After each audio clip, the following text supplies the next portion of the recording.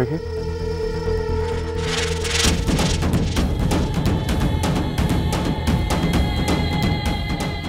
দাঁড়ান, আমার কথাটা শুনুন। আমি ভুল।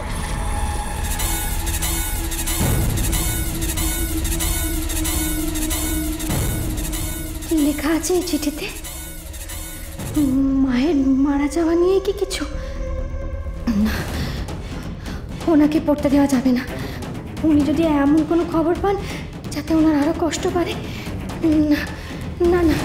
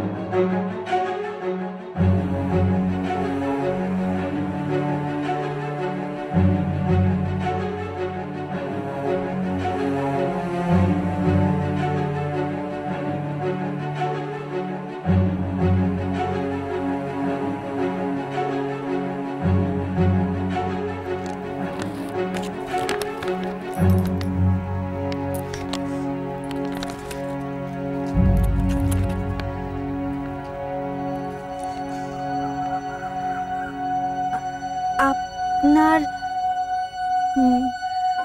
মা কি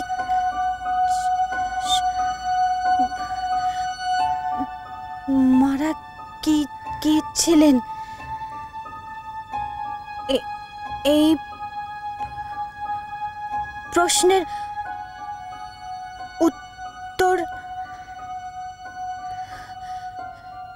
একমাত্র আপনার বাবা। আপনার মা কি স্বাভাবিকভাবে মারা গিয়েছিলেন? এই প্রশ্নের উত্তর দিতে পারেন একমাত্র আপনার বাবা।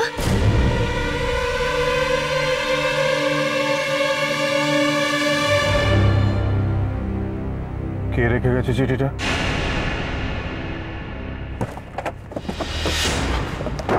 আর বলুন কে রেখে গেছে? গাড়িতে আপনার চিঠি রেখে গেল, আপনি দেখলেন না? বলুন বলুন বলুন কে রেখে গেছে? বলুন। আমি কিছু দেখিনি। কেউ লুকিয়ে রেখে গেছেন, আমি দেখতে পাইনি। তার মানে আশেপাশে কেউ আছেন? কোথায়? আমি খুঁজে বার করবই আমি। দাঁড়ান, যাবেন না, দাঁড়ান।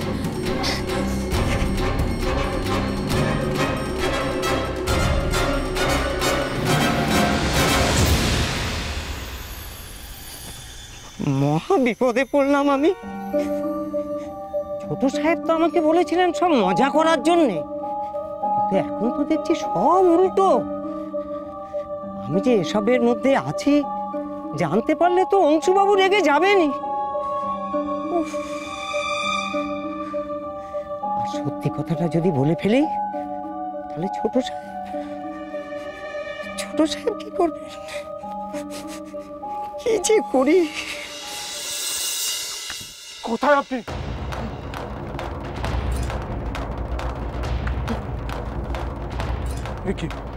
এ তো শেষ প্রান্ত। কোথায় কোথায় কোথায় আপনি? কোথায়? সাহস থাকে তো আমার সামনে আসুন। যা বলতে চান আমার মুখোমুখি এসে বলুন। কোথায় আপনি? বলুন কোথায় আপনি? বলুন কোথায়? বলুন। শান্ত হন আপনি, শান্তন, নিশ্চয়ই কেউ কেউ মজা করার জন্য এই চিঠিগুলো পাঠিয়ে যাবে। আপনি দয়া করে আপনি এসেছেন কেন? আপনি আছেন বলেই উনি আমার সামনে আসতে পারছেন না। চলে যান, চলে যান, চলে যান এখান থেকে। চলে যাচ্ছি আমি। দয়া করে আপনি একটু শান্ত হন।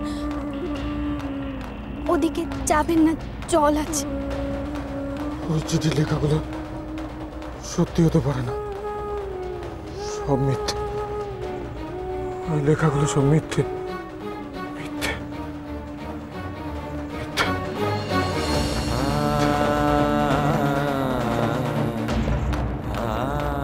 মা তো আমার জন্ম দিয়েই মারা গেছেন, তাহলে মার মৃত্যু অস্বাভাবিক হবে কি করে?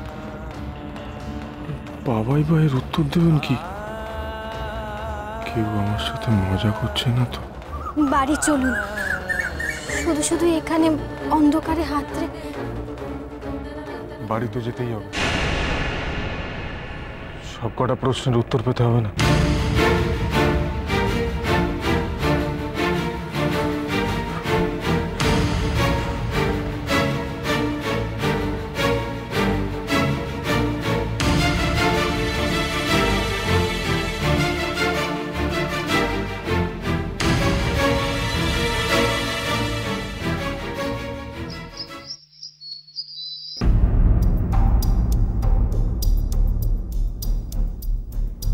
আশ্চর্য ব্যাপার, নিশ্চিন্তে বসে এখানে খাচ্ছিস। ওদিকে কি হলো না হলো কোনো খবর নিয়েছিস? শোন, বসে না থেকে ওই হরিপদ ড্রাইভারকে ফোন কর একবার। মা, মা তুমি বসো তো। বসো না, একটু শান্ত হয়ে বসো। এত উত্তেজিত হলো না। দেখো, ওষুধ যখন পড়েছে তখন তার ফলটাও খুব শিগগির দেখতে পাবে। একে একে আলোর পুরো দলটাকে ভেঙে দিচ্ছি আমি।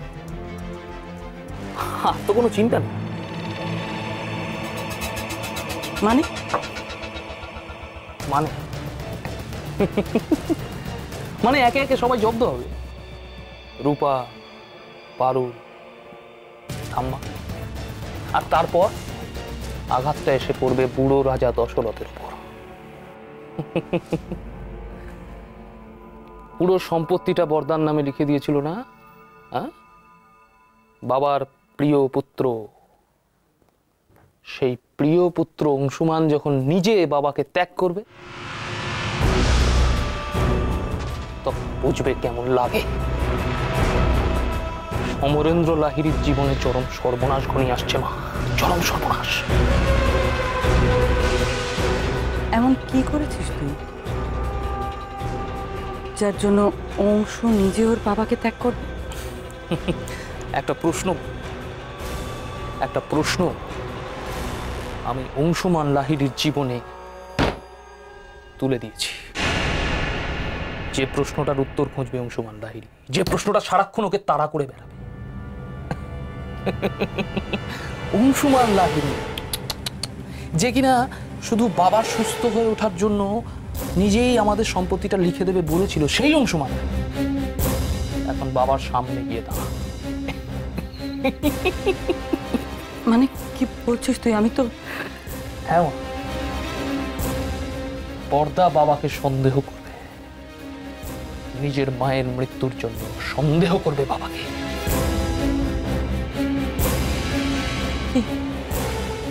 বলছিস তুই বিমান? আমি তো বিশ্বাস করতে পারছি না। কি মনে হয় করবে? সত্যি কোনোদিনও করবে? একটু অপেক্ষা করো মা, একটু। বড় ছেলে আর বাবার মুখ দেখা দেখি বন্ধ হলো বলে এবার দেখি কোন আলো এসে সম্পত্তি বাঁচায়।